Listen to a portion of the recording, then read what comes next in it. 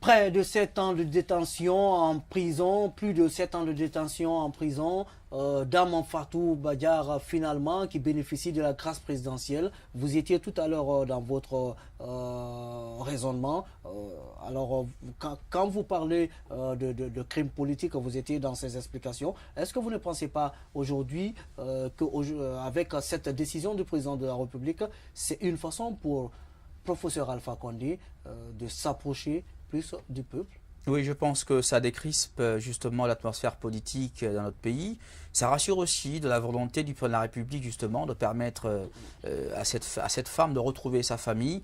Je salue cette grâce présidentielle. Elle a dit dans le reportage, voilà, je suis contente absolument, de retrouver ma famille, je suis émouvant. chez moi, mes enfants m'ont manqué. Absolument, c'est émouvant et je salue à nouveau ce décret, cette grâce présidentielle plutôt du président de la République et nous constatons une évolution en tout cas de la question des droits de la femme, mais également une évolution de la question des droits de l'homme. Et aujourd'hui, il faut féliciter le président de la République pour cette décision et en même temps aujourd'hui saluer cette décrispation avec la société civile, avec l'opposition républicaine. Et je pense qu'aujourd'hui, l'UFDG également se réjouit de cette libération de Dame Fatou Badiar. Et je pense qu'aujourd'hui, en ce début d'année 2019, cette libération va permettre de décrisper un peu l'atmosphère politique en République de Guinée. Pour vous,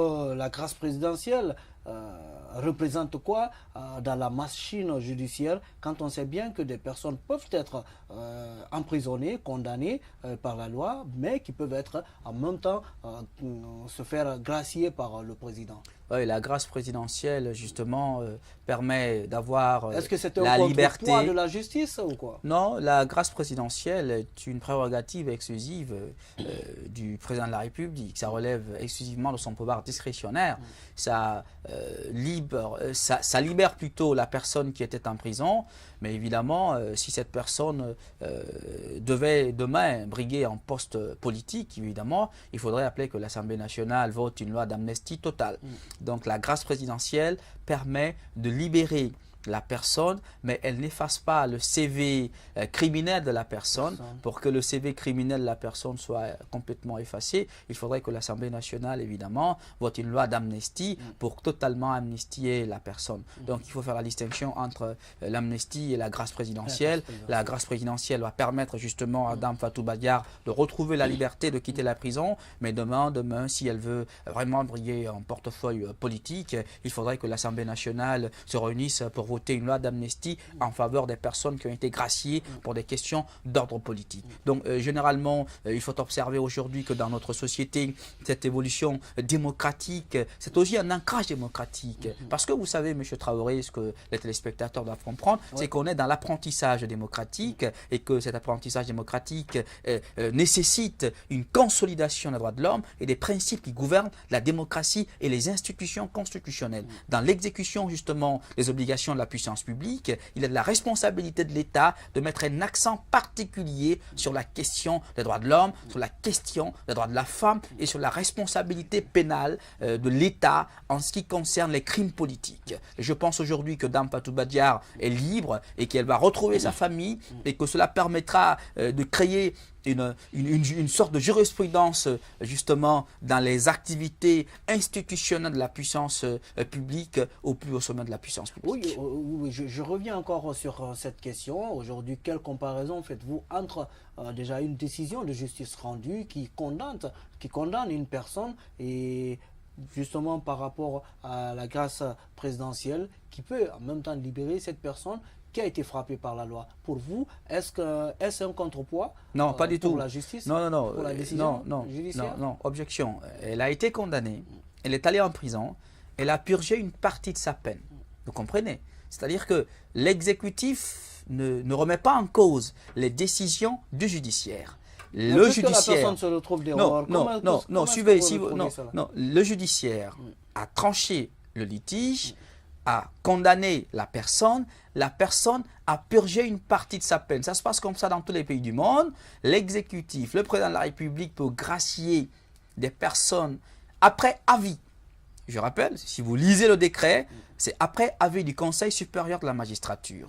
On estime que Dame Fatou Badiar a été condamnée pour des faits politiques et qu'elle peut être graciée parce qu'elle n'est pas une criminelle ordinaire ou une criminelle endurcie. Je veux dire, elle n'a pas de passé criminel, à part cette affaire de la résidence privée du chef de l'État. De bon comportement en prison? Mais évidemment, cette femme mérite la liberté. Moi, je pense sincèrement. Et je pense que le président de la République a même retardé cette libération. C'est très important qu'il le fasse dans son second quinquennat, avant la fin de son second quinquennat. Donc, je pense qu'il est très important. Cette libération est très importante.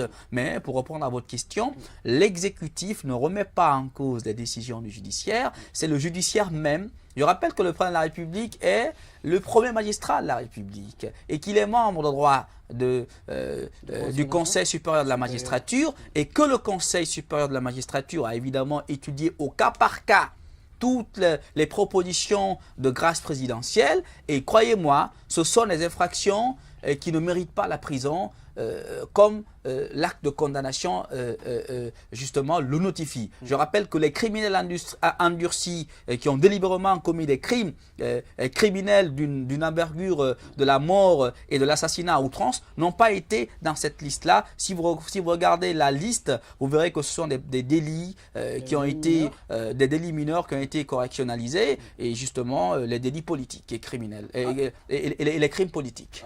Alors cette autre question, qu'est-ce que vous répondez à ce commentaire sur cette décision du président de gracier Fatou Badiar? La tournée du président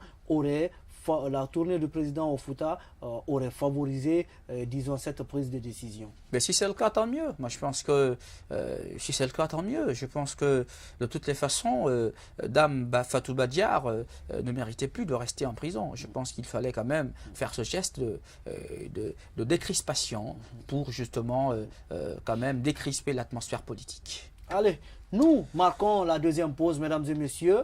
Juste après, on se retrouve pour continuer cette émission.